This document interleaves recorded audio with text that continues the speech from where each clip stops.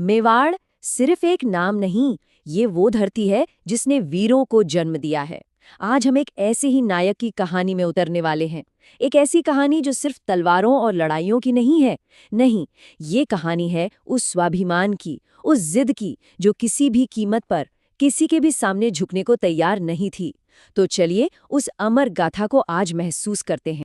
कहते हैं कि प्रताप के जन्म पर ही एक साधु ने ये भविष्यवाणी कर दी थी। सोचिए, ये सिर्फ कोई अंदाजा नहीं था।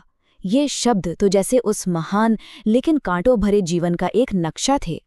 एक ऐसा जीवन जो मेवाड़ की किस्मत को हमेशा हमेशा के लिए बदलने वाला था। तो सवाल ये उठता है कि आखिर इस सफ़र की शुरुआत हुई कैसे? वो क्या था प्रताप के बचपन में, उनकी परवरिश में, जो उन्हें इस भविष्यवाणी के रास्ते पर चलने के लिए तैयार कर रहा था? देखिए, 1540 में कुंभलगढ़ के किले में उनका जन्म हुआ और बचपन से ही वो अलग थे। मतलब जिस उम्र में बच्चे खिलौनों से खेलते हैं, उस उम्र में प्रताप तलवारबाजी और युद्ध कला सीख रहे थे।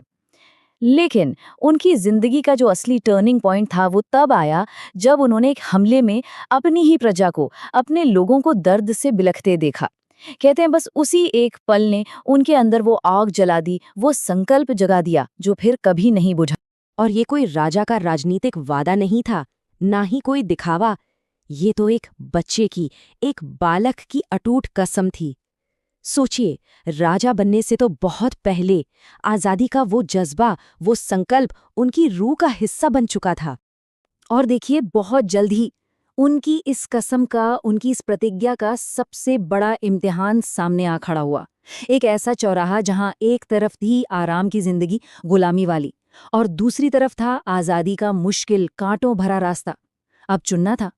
उस वक्त सिंहासन के लिए दूसरे दावेदार भी थे, लेकिन मेवाड़ के सैनिकों ने, वहां के लोगों ने एक सुर में प्रताप को अपना राजा चुना। ये कोई पॉलिटिक्स नहीं थी, कोई समीकरण नहीं था। ये तो अपनी मिट्टी के भविष्य के लिए लोगों के दिल से निकली एक आवाज थी। और यहीं पर दो दुनियाएं, दो सोच आमने सामने आकर टकरा गईं। एक तरफ था मुगल सम्राट अकबर का जबरदस्त ऑफर, और दूसरी तरफ थी मेवाड़ के इस राजकुमार की एक ही जिद, एक ही कसम। दांव पर सिर्फ राजपाट नहीं लगा था, नहीं, ये लड़ाई तो उसूलों की थी, मूल्यों की थी। प्रताप इस बात को अच्छी तरह समझते थे। ये फैसला सिर्फ उनका नहीं था, अरे ये तो मेवाड़ की रूह का सवाल था, उसके पूरे इतिहास का सवाल था, और आने वाली न जाने कितनी पीढ़ियों की विरासत का सवाल था। तो जब बातचीत के, सुलह के